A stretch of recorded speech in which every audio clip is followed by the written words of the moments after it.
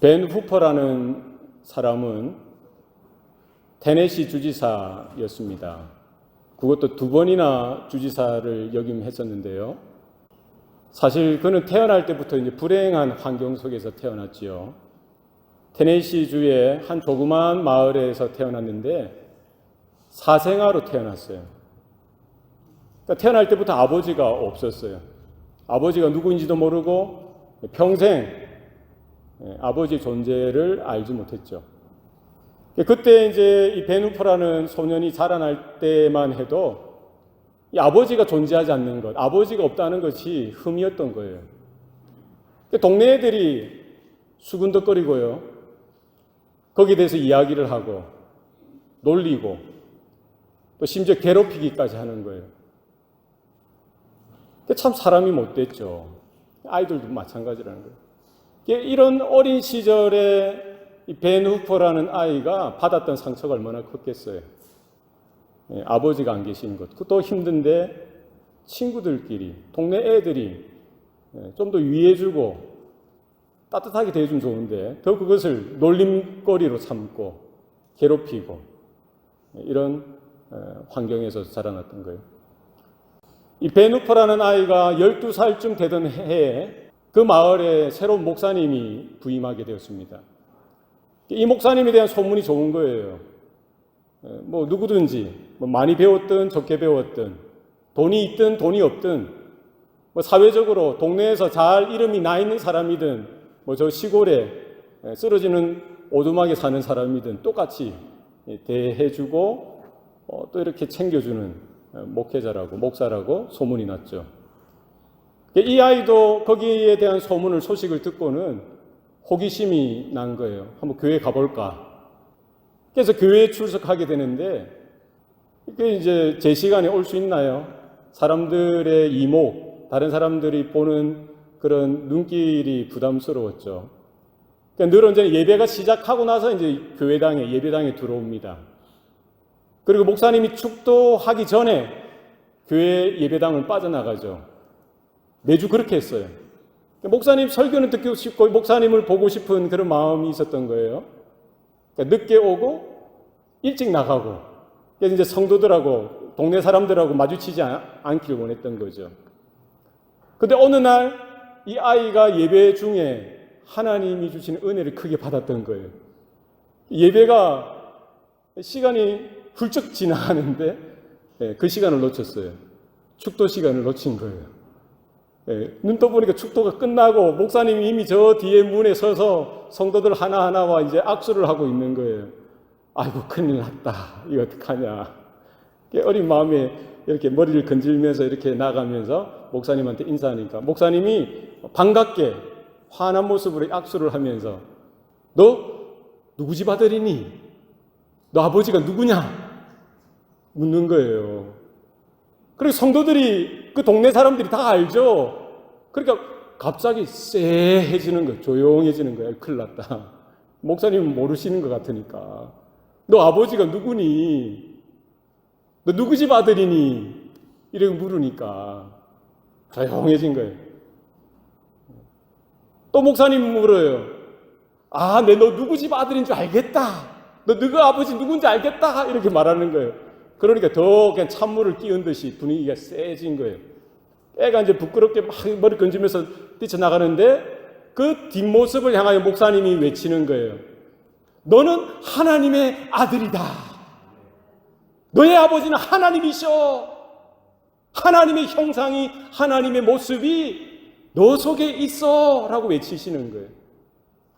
어린 마음에 뛰쳐나가면서도 그 목사님의 외치는 소리가 가슴에 잘 심겨진 것이죠. 이게 이제 평생의 자산이 되었던 거예요.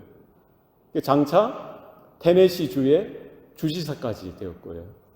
그것도 이제 2번씩이나 훌륭하게 성공적으로 그런 공무를 마쳤던 거죠. 나중에 몇 명의 기자들이 묻습니다. 그 주지사에게 묻죠. 인생에 있어서 기억날 만한 사건이나 또 이렇게 주지사로서 성공할 수 있는 밑거름이 무엇이었느냐 묻죠. 그때 12살 때 들었던 그 목사님에게 들었던 그 사건, 그 이야기를 전해 주는 거죠. 바로 그때 그날 테네시주 주지사가 새롭게 태어났던 날입니다.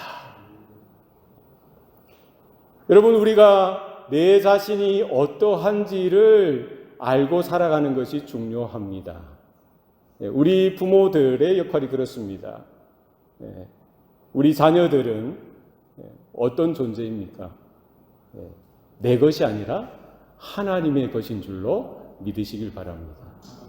내게 있는 생명, 내게 있는 건강, 나에게 있는 시간이 내 것이 아니듯이 우리에게 허락한 자녀들도 우리 것이 아니라는 거예요. 내 것이 아니라는 거예요. 누구의 것입니까? 하나님의 것입니다.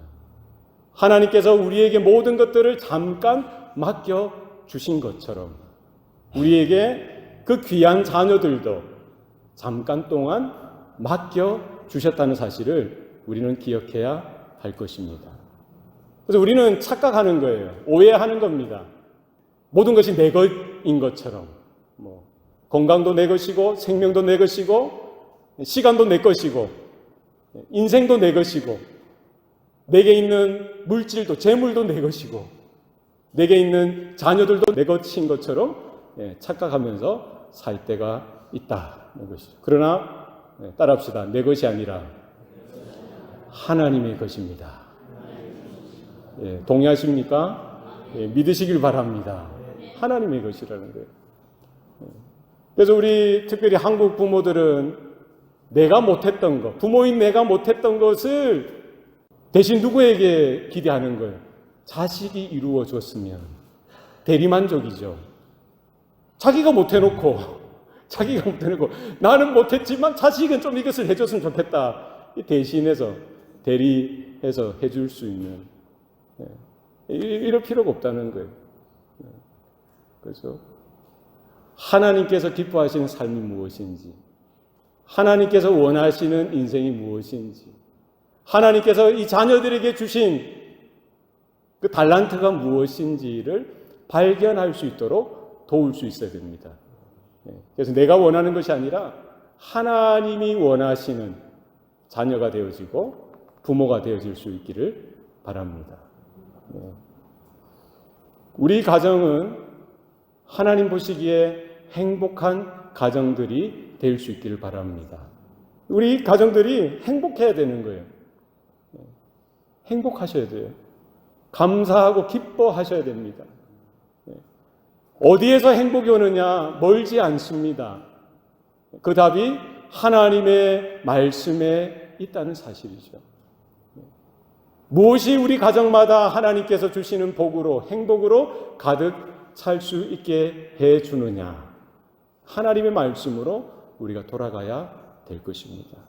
우리 지난 몇 주간 살펴보았듯이 하나님과의 관계가 회복되어지는 가정이 될 수 있기를 바랍니다.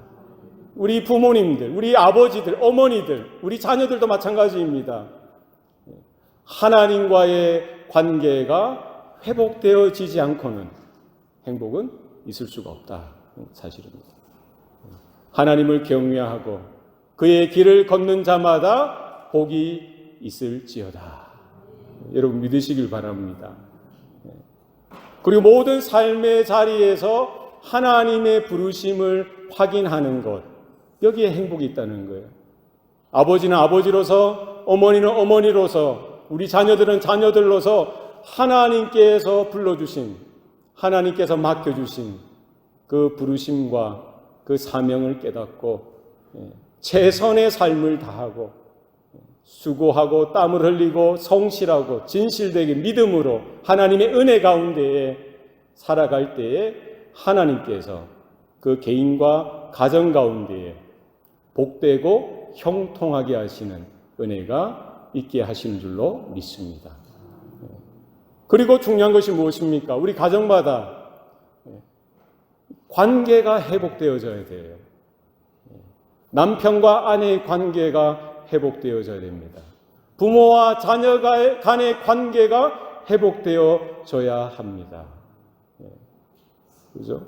아무리 환경이 좋고 물질이 많고 세상적인 성공을 이루어도 이 가정 가운데 관계가 금이 가고 깨어지고 서로가 서로를 신뢰하지 못하고 사랑하지 못하고 인내하지 못하고 축복하지 못하는 그런 가정의 관계라면은 무엇으로 그 행복을 대신할 수도 없고 대체할 수도 없다는 사실을 여러분 기억하셔야만 됩니다. 오늘 말씀에 보면은 내 집 안방에 있는 내 아내는 결실하는 포도나무 같으며 내 식탁에 둘러앉은 자식들은 어린 감람나무 같으리로다. 여러분, 이와 같은 은혜와 복이 저와 여러분의 가정 가운데에 이루어질 수 있기를 바랍니다. 하나님의 복이, 하나님의 은혜가, 하나님의 공급하시고 채워주시는 놀라운 역사가 가정마다 임할 수 있기를 바랍니다. 무엇에서 그 복이 이루어집니까? 이 가정마다 하나님께서 불러주신 부르심이 분명히 있어야 되는 거예요. 하나님의 은혜 가운데 서서 하나님의 말씀 가운데 하나님을 바라보며 하나님을 예배하는 자녀들, 부모들이 함께 할 때에 그 가정마다 하나님이 주시는 열매가 풍성하게 일어나고 하나님이 주시는 복으로 채워지는 줄로 믿습니다. 여러분, 우리 가정 가운데 다른 것을 구하는 것보다 하나님 앞에 이와 같은 이 말씀대로 되어지고 이루어지는 가정이 되도록 여러분 소원하시고 기도할 수 있기를 바랍니다. 그래서 이 가정이 얼마나 특별합니까? 우리 가족이 얼마나 특별합니까? 그냥 사람으로서 우리의 그 얄팍한 감정으로 어떤 사람의 그런 제도로서가 아니라 이 가정이 왜 소중하고 왜 중요하냐? 하나님이 만드셨기 때문입니다. 하나님이 지으신 거예요. 하나님이 태초에 천지를 창조하시고 모든 만물들을 창조하시고 그 창조의 피날레로 그 창조의 최고봉으로서 클라이막스로서 뭐를 지으신 거예요? 뭐를 만드신 겁니까? 사람을 만드시고 아담을 만드시고 하와를 만드시고 뭐를 허락하셨어요? 아담과 하와를 통해서 가정을 만들어 주신 거예요. 하나님이 손수 직접 세우신 기관이 두 가지라고 했습니다. 신적인 기관이 두 가지라는 거예요. 뭐와 뭡니까? 가정과 뭐죠? 교회라는 거예요. 얼마나 중요합니까? 하나님의 창조의 섭리가 어디에 담겨 있어요? 가정에 담겨 있어요. 하나님의 형상이 어디에 담겨 있습니까? 가정에 담겨 있습니다. 하나님의 축복이 어디에 담겨 있습니까? 가정에 담겨 있어요. 하나님의 영광이, 하나님의 영원한 뜻이 어디에 담겨 있어요? 가정에 담겨 있어요. 마지막 사탄의 전략은 동일합니다. 아담 때부터 지금까지 사단의 전략은 뭡니까? 하나님의 영광을 깨트리고 하나님의 영광을 훼손시키기 위해서 전략적으로 무엇을 흔들어 놓습니까? 무엇을 깨트리려고 합니까? 무엇을 망가뜨리려고 합니까? 하나님의 형상을 담고 하나님의 복을 담고 하나님의 은혜를 담고 있는 가정이 흔들리고 가정이 깨어지고 가정이 왜곡되어지고 가정이 박살나지도록 지금도 치밀하게 치열하게 다투고 있고요. 다 이렇게 공격하고 있는 그런 상황이라는 사실을 여러분 기억하실 수 있길 바랍니다. 가정이 너무나 중요합니다. 하나님의 창조의 섭리, 하나님의 구원의 역사가 이 가정을 통해서 나타나고 이루어지고 있다는 사실을 여러분 기억하실 수 있기를 바랍니다. 하나님께서 모든 것들을 창조하시면서 다 좋았다, 좋았다, 좋았다라고 하시면서 아담을 보면서 좋지 않다라고 말씀하셨어요. 무엇을 보고 좋지 않다라고 하신 거예요? 아담의 독처하는 것, 아담이 혼자 있는 것을 보고는 좋지 않다라고 하시면서 그의 배우필, 그의 도우미로서 하와를 만들어 주시죠. 그 가정을 만들어 주셨던 것입니다. 우리 가정마다 하나님의 창조에 이와 같은 섭리가 나타나고요. 하나님의 구원의 역사가 연그러지는 열매 맺는 가정들 될 수 있기를 바랍니다. 그래서 우리가 아내를 바라볼 때마다 이와 같은 설레임과 감동이, 이와 같은 마음에 이런 애틋한 마음이 있을 수 있기를 바랍니다. 오늘 시편 기자가 고백했듯이 내 안방, 내 집 안방에 있는 내 아내는 결실한 포도나무 같으며. 결실한 포도나무가 어떻습니까? 포도가 주렁주렁 열려있는 그런 포도의 그 줄기, 덩굴이죠. 포도 열매를 바라볼 때에 농부의 마음이 얼마나 기쁘겠어요. 얼마나 벅차겠습니까? 얼마나 감사하고 얼마나 자랑스럽겠습니까? 우리의 남편들이 아내를 볼 때 그러한 마음들이 있기를 바랍니다. 우리 아내들도 남편을 바라볼 때 그런 마음이 있었으면 좋겠습니다. 하나님께서 허락하신 열매가 우리 가정들마다 눈에 보이고 드러나고 나타나는 일들이 있기를 바랍니다. 특별히 포도나무를 여러분 보십시오. 이 가까이 나파에 가면은 포도나무들이, 포도밭이 얼마나 많은지 몰라요. 포도나무의 특징은 뭡니까? 여러 가지가 있겠죠. 그러나 사과나무나 배나무처럼 혼자서 이렇게 서서 열매를 맺을 수가 없어요. 그런 포도나무 본 적이 있습니까? 혼자서 잘 뻗은 나무처럼 이렇게 사과가 열리고 배가 열리듯이 그런 포도나무 본 적 있습니까? 없죠. 포도나무는 어떻게 열려요? 뭐가 있어야 됩니까? 뭐가 있어야 돼요? 포도가 이렇게 열리고 올라오면 반드시 버팀목이 있어야 돼요. 울타리가 있어야 됩니다. 왜 그렇습니까? 왜 그렇죠? 덩굴 식물이기 때문에 뭔가 의지하고 지탱하고 지지하는 버팀목이 있어야 되는 거예요. 포도나무가 자라고 이렇게 열매 맺기 위해서는 반드시 버팀목이 있어야 돼요. 지지대가 있어야 됩니다. 울타리가 있어야 돼요. 그래서 그것이 든든히 세워질 때에 이렇게 열매를 맺고 이렇게 살아가는 것이죠. 그 역할을 누가 하는 거예요? 그 역할을 누가 해야 되는 거예요? 우리 남편들이 하는 것이죠. 보호하고 지지하고 지탱하고 함께 해주고 도와주고 세워주는 일들을 해야 되는 것입니다. 남편과 아내의 그 신비가 아주 놀랍다는 사실을 우리는 기억해야 됩니다. 하나님께서 우리 한 사람 한 사람을 남편으로, 아내로 불러주시고 믿음의 가정으로 세워주셨다는 사실을 여러분 기억하실 수 있기를 바랍니다.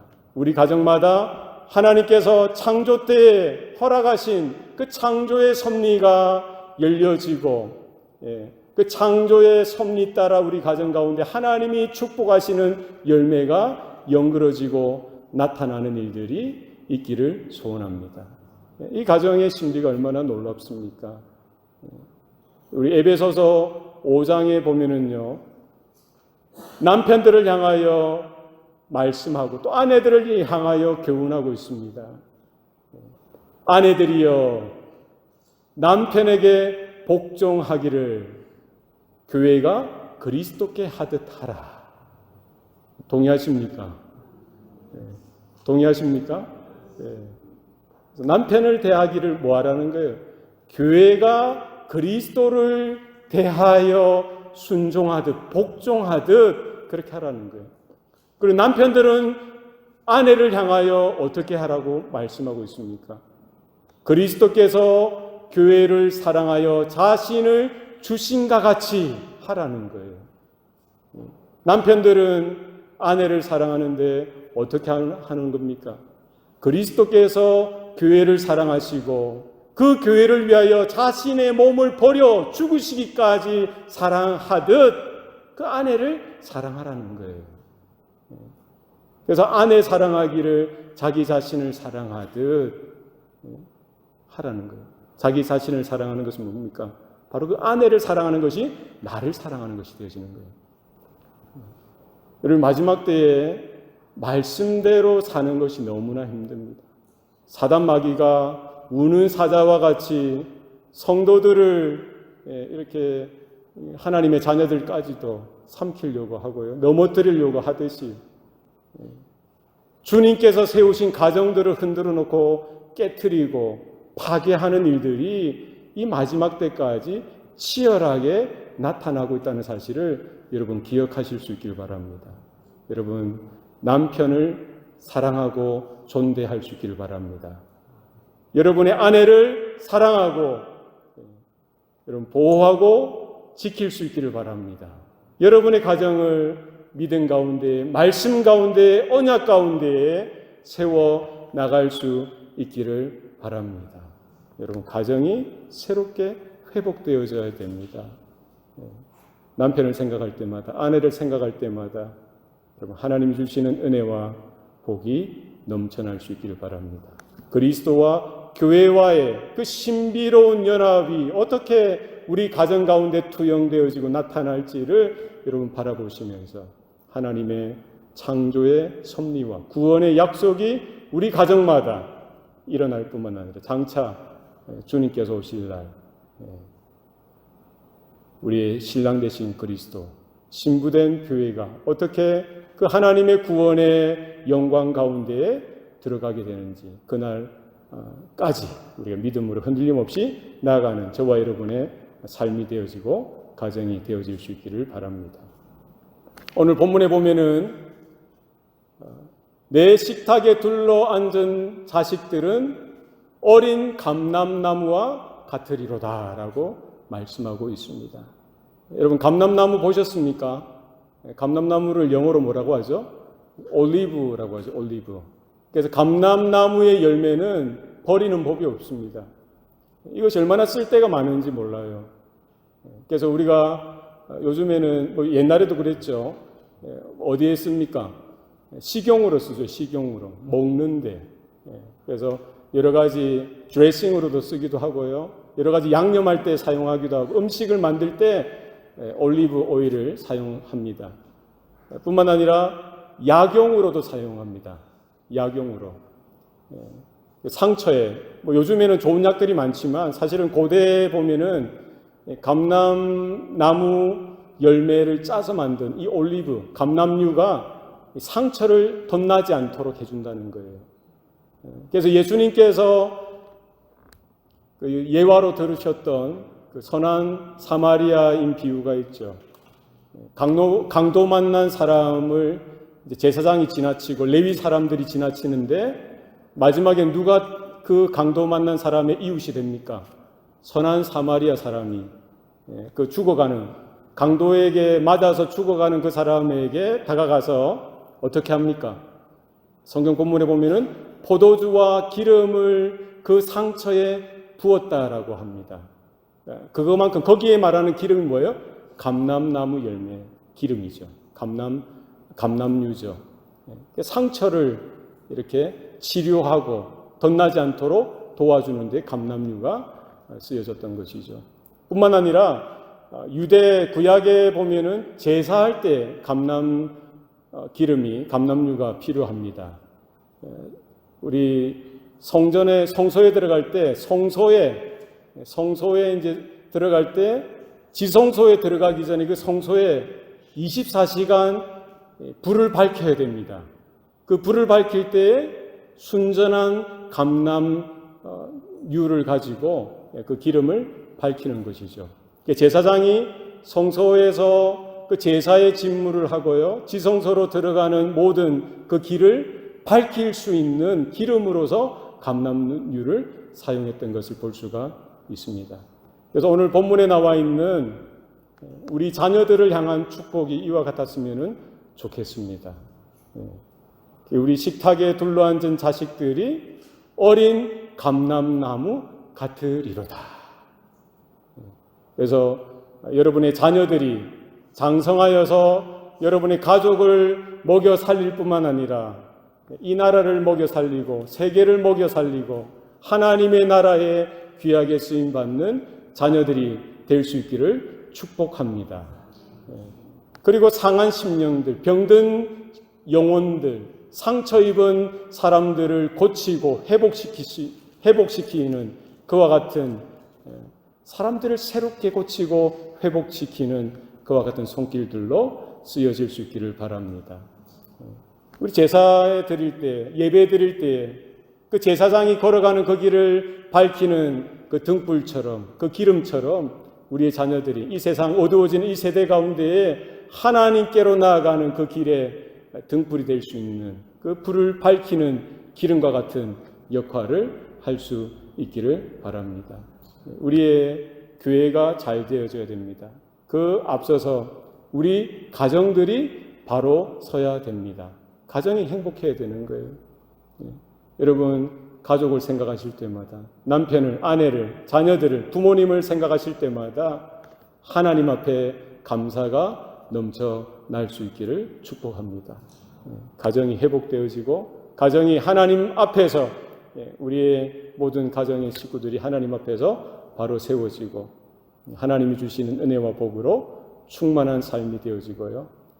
장차 주님이 오실 그날 어린 양 혼인잔치에 우리의 신랑 되신 그리스도를 향하여 믿음으로 준비하여서 하나님께서 예비하신 그와 같은 은혜와 복이 장차 그날을 준비하는 버팀목이 되어지고 든든한 가정이 되어질 수 있기를 여러분 축복합니다. 기도하시겠습니다. 살아계신 아버지 하나님, 오늘도 우리에게 복을 주시니 감사합니다. 하나님의 은혜와 복이 얼마나 크고 영광스러운지를 우리가 깨달을 수 있도록 주님 도와주시옵소서. 하나님이 불러주신 이 자리에 하나님이 맡겨주신 우리의 자녀들, 우리의 부모님들, 우리의 남편과 아내, 하나님의 귀한 사람들입니다. 하나님, 우리의 모든 관계마다 깨어지고 상처 입고 부서지고 왜곡되어진 모든 관계가 다시 한 번 더 그리스도의 보혈로 인쳐지게 하시고 다시 한 번 더 새롭게 회복되어질 수 있도록 도와주시옵소서. 막혀진 모든 굽어져 있는 모든 관계가 새롭게 회복되어지게 하시고 그리스도가 우리의 영원한 신랑 되시고 우리의 영원한 생명 되심을 믿음으로 바라보게 하시고 주님께서 명령하시고 주님께서 약속하신 그 은혜와 복이 우리 모든 가정들마다 우리 교회와 성도들 개인 가운데에 나타나고 드러날 수 있는 은혜가 있게 도와주시옵소서. 모든 것 감사드리고 예수님 이름으로 기도하옵나이다. 아멘.